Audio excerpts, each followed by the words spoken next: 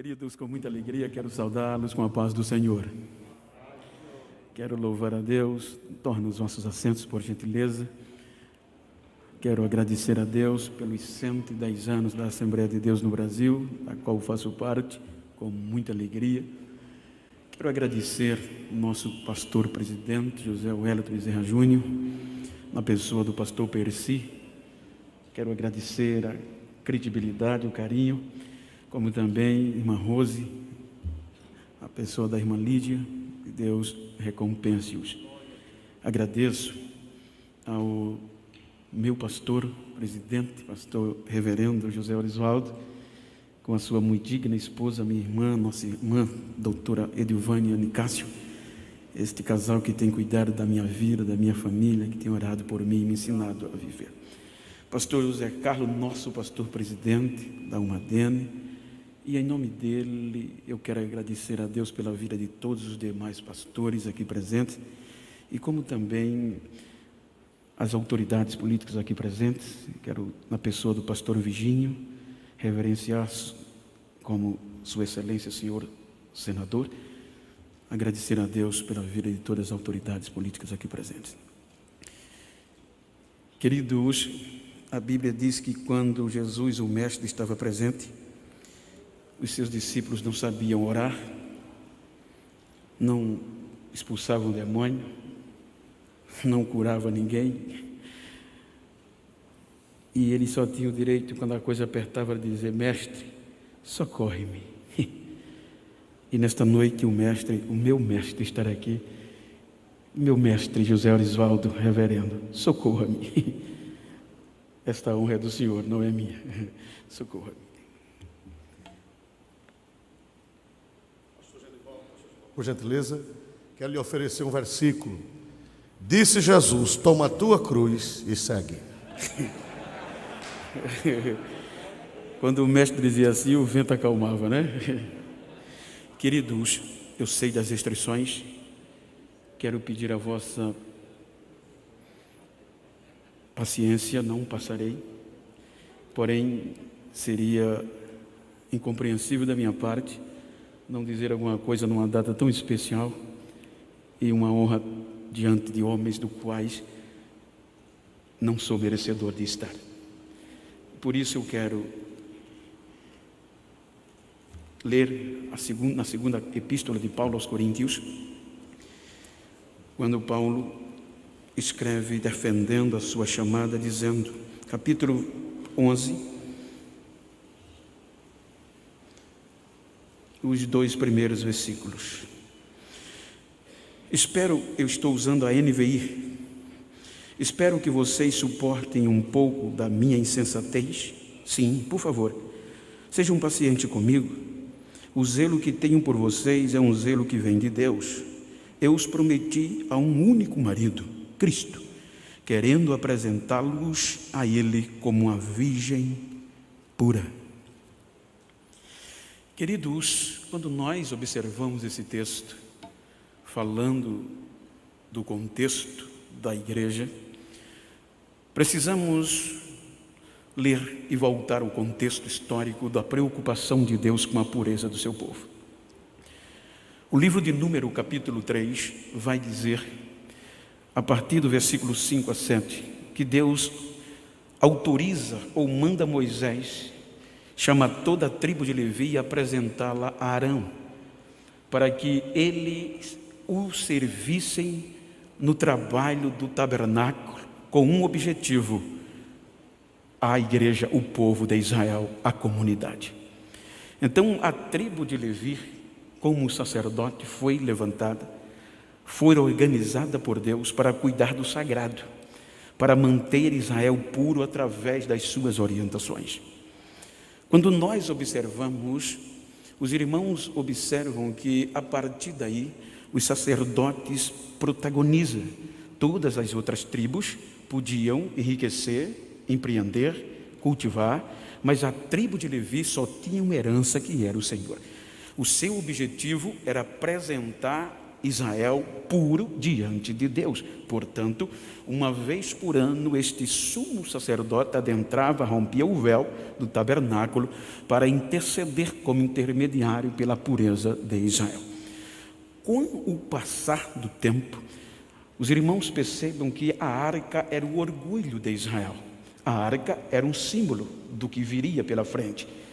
Então, este passar do tempo, a ponto de que, no período de Eli, esta pureza já não era visível por conta da corrupção que adentrou por meio dos seus filhos. Então, estes homens já não apresentavam Israel com o teor de pureza, a ponto de que a arca é tomada e Cabode foi-se embora a glória de Israel. Com o advento de Samuel, o mau testemunho sacerdotal de seus filhos fez considerativo de tribos e viesse a optar pela monarquia. Então a monarquia vem. Quando a monarquia vem, nós percebemos que agora Israel como um todo, então os reis protagonizam, o protagonismo vem para os reis, o chefe militar e oficial de Israel. Os sacerdotes agora serviam ao rei. Então, com o advento de Davi, a arca vem para Jerusalém. Ele traz a arca de volta. Com o desenrolar no período de Salomão, os irmãos vão de convir que os erros de Salomão fizeram Deus querer abrir mão da dinastia davídica, mas por amor a Davi, ele resolve dividir.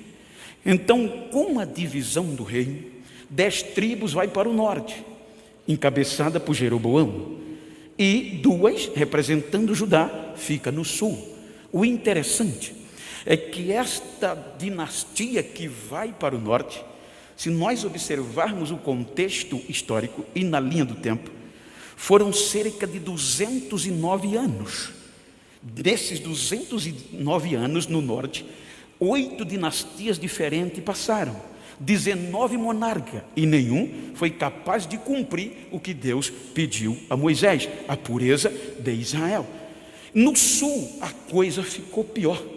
Se nós analisarmos a dinastia de Davi, vai dar em cerca de 454 anos.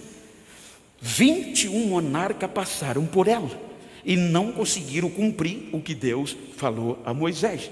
Então vem o cativeiro. No cativeiro, a arca que Davi tinha recuperado vai embora de novo, desaparece.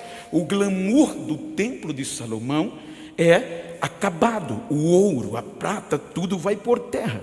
E isso implica dizer que Israel se tornou impuro, a ponto de Deus trazer juízo por conta da impureza. 70 anos pós o cativeiro, este povo volta. Agora já não vem mais a monarquia. Os sacerdotes voltam a protagonizar a história.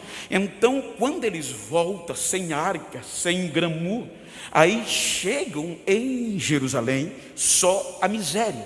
É aí que entra o profeta Ageu, de força, coragem, sumo sacerdote Josué, Zorobabel, reconstrua, recomece, porque assim diz o Senhor, a glória desta casa será maior do que a da primeira.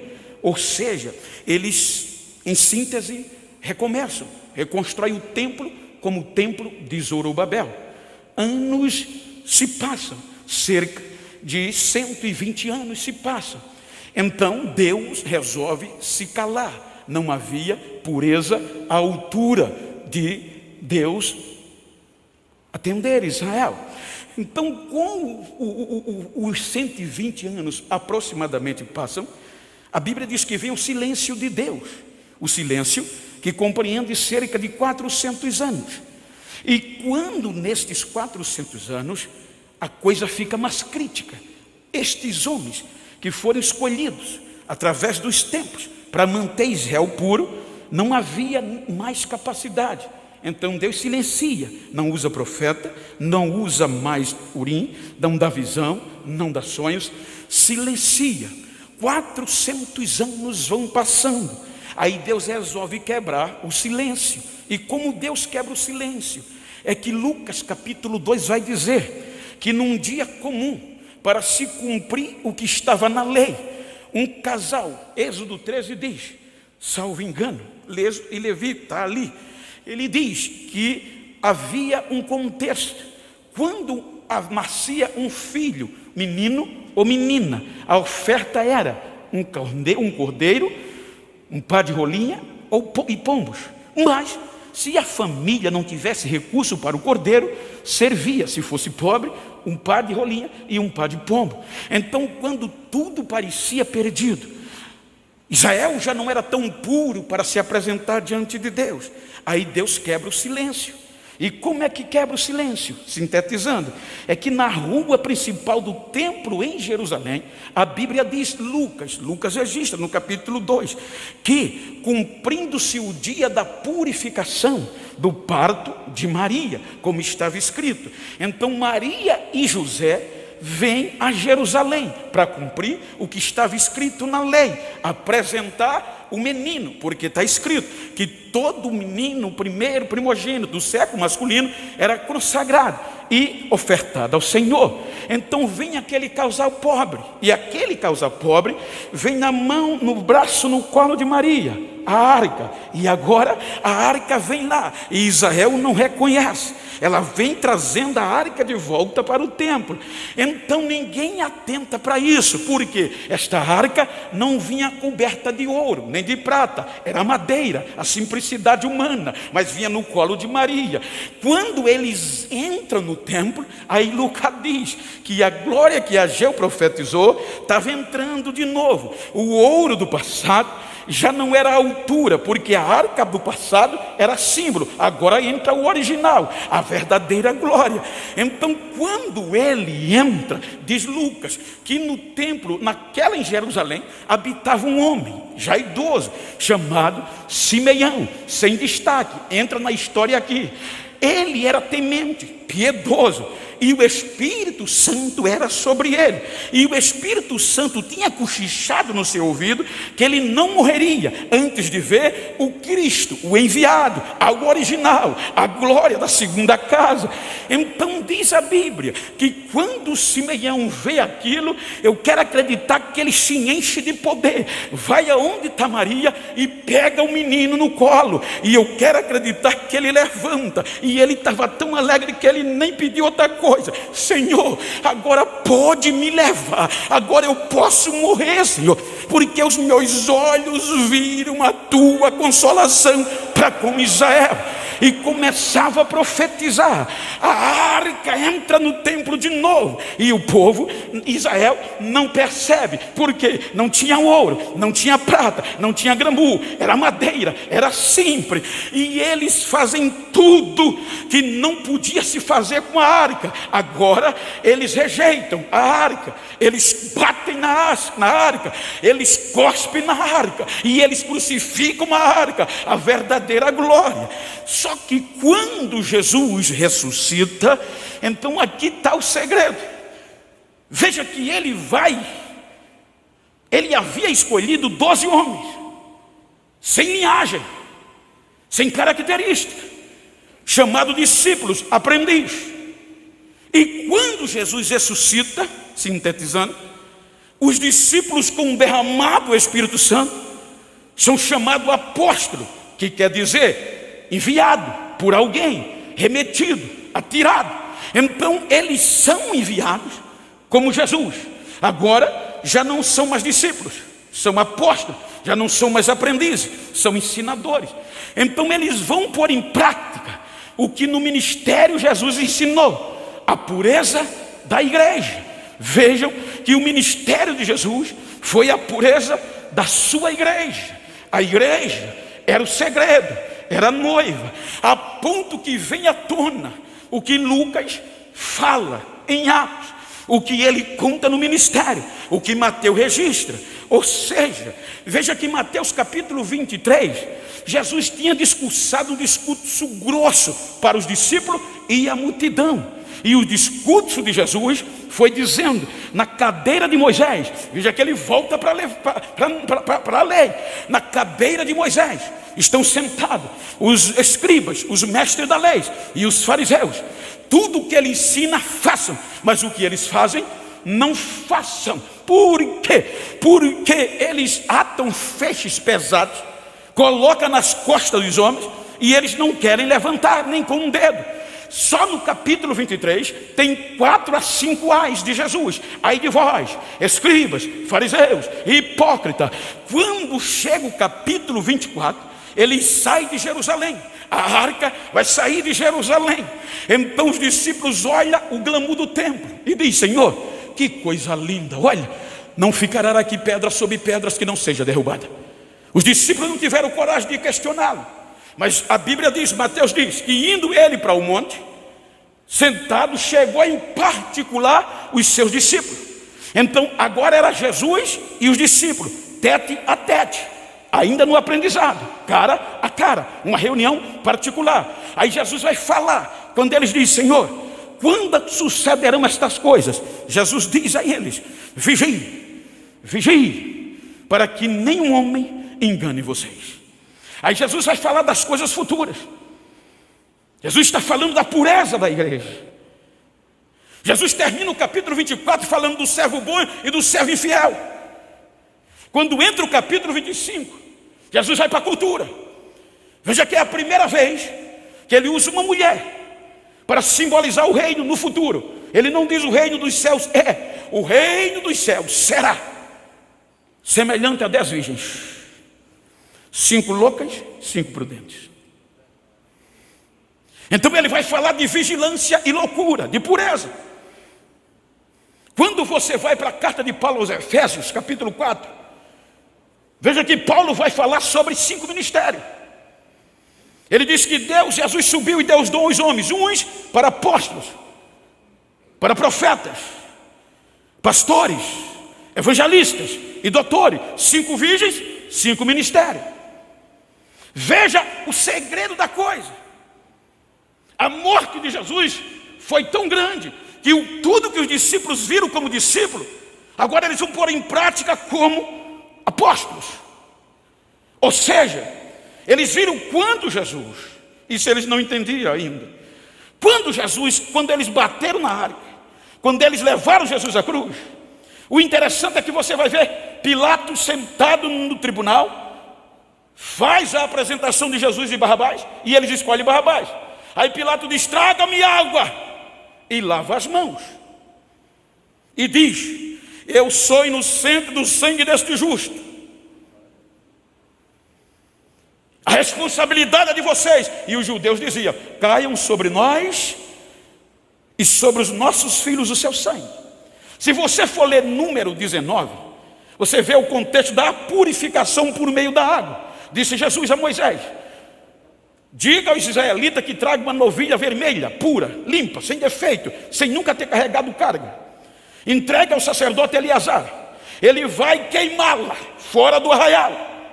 Quando ele queimar fora do arraial, então ele vai pegar uma vara de madeira de cedro com isopo vermelho e joga no meio do fogo, queimando com a novilha.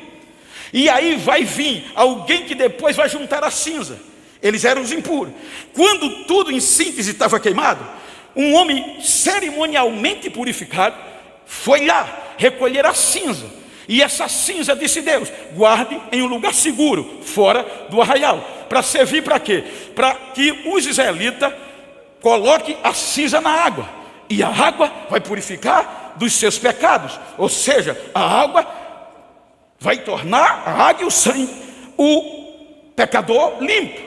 Aí Jesus vai falar, a Bíblia vai falar disso agora. Aí Deus diz que isso é uma ordem perpétua, tanto para os judeus como para os estrangeiros que habitassem entre eles. Aí veja que agora, veja o que é a igreja. A impureza de Israel levou nós a isso. Pilatos era um gentio, lava as mãos, eu estou inocente. Ou seja, a igreja sai pura da crucificação. A água e o sangue, ali Pilatos é um símbolo desta igreja, purificado. Aí Jesus vai dizer a eles: o reino dos céus é semelhança a 10 virgens, 5 loucas e 5 prudentes. Deixa-me sintetizar. Quando Jesus disse isso, era cultural. Por quê? Olha a responsabilidade. Até o final do Novo Testamento não conseguiram purificar Israel diante de Deus. Agora, pela água e pelo sangue de Jesus, a igreja sai limpa, pura, inocente. Disse Pilato: eu sou inocente do sangue deste justo. E os judeus diziam: caia sobre nós. Na cultura judaica, por exemplo, eu sendo judeu, pastor, não tem a ousadia, mas o pastor Alexandre é outro judeu. Ele tem um filho, eu tenho uma filha. Então acontece que desde novo ele vem a mim. Eu, como ele tem um filho, ele vem a mim. Essa sua filha vai ser a esposa do meu filho. Aí a gente vai acertar. Está fechado. Então eu, como pai da noiva, vou ter a responsabilidade de cuidar dela, entregá-la pura. E os discípulos sabiam dessa cultura. A ele, ao filho dele, ao grande dia do seu filho. Então eu pegava agora a minha filha, e tudo que a minha filha ia fazendo de errado, eu dizia: a família do Alexandre não gosta disso, a família do seu futuro marido não gosta disso. Então a minha responsabilidade era investir. Por isso que uma virgem, na maioria das vezes, não anda só. Para a festa, ela não vai só na cultura.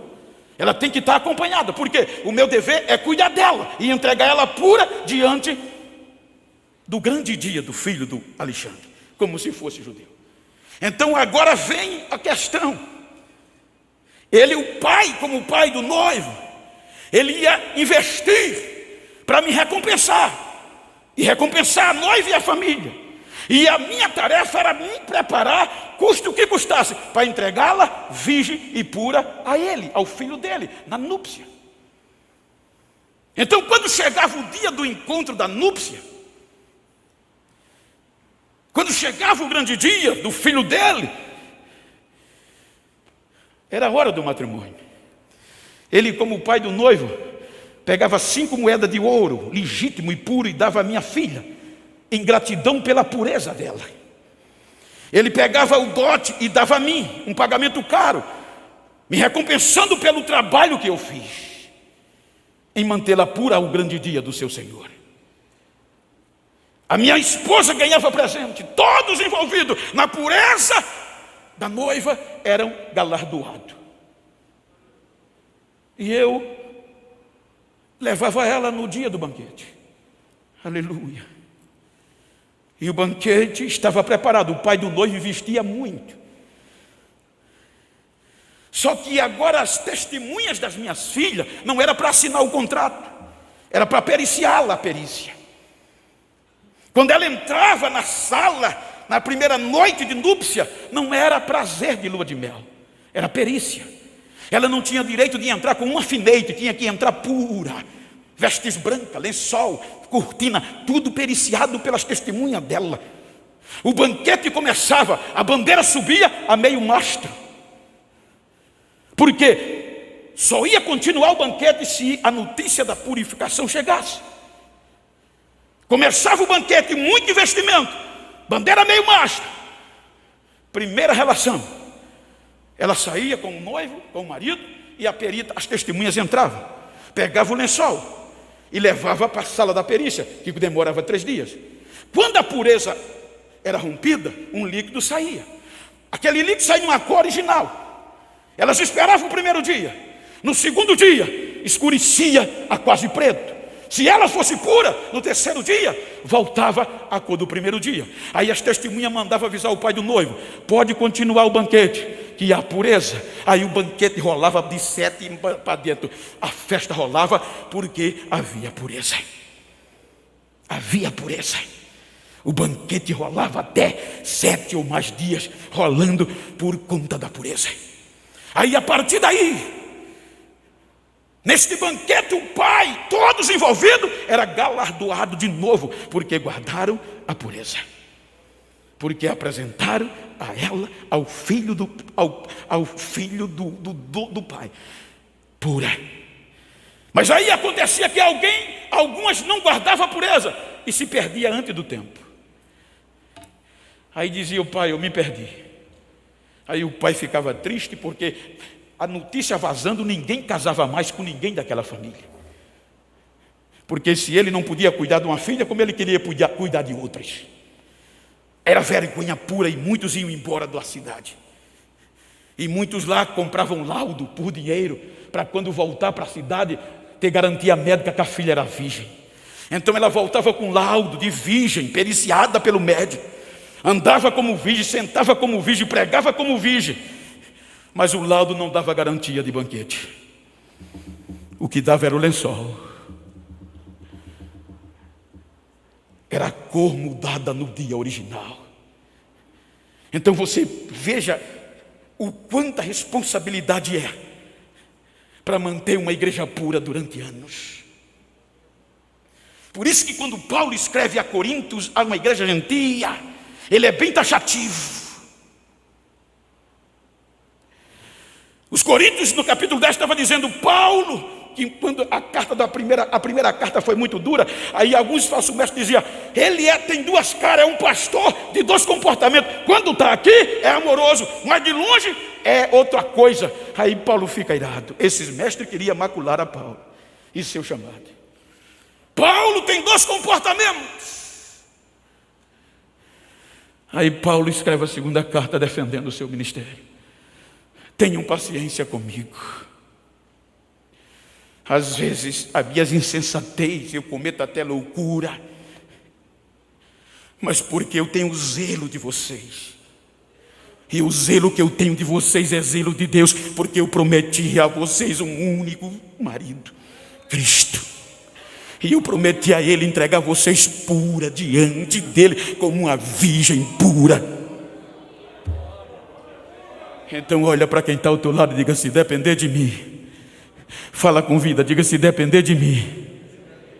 Avisa o pai do noivo que pode continuar o banquete.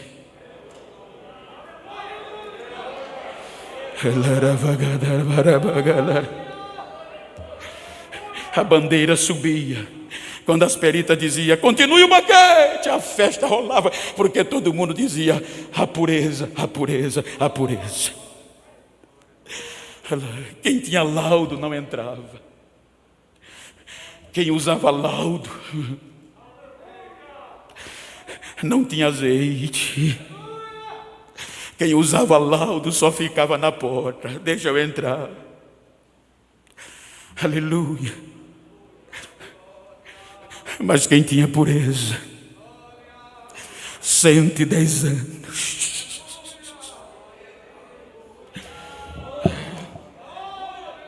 110 anos, pastores. Eu louvo a Deus pelas vossas vidas e coragem. Muitas vezes a gente não quer entender os senhores, a gente murmura, mas é porque vocês se comprometeram com Ele de nos entregar puro. 110 anos. Vai ter festa. Faz comigo assim, faz assim, só para lá celebrar. A bandeira está subindo, a bandeira está subindo. E quando a bandeira sobe,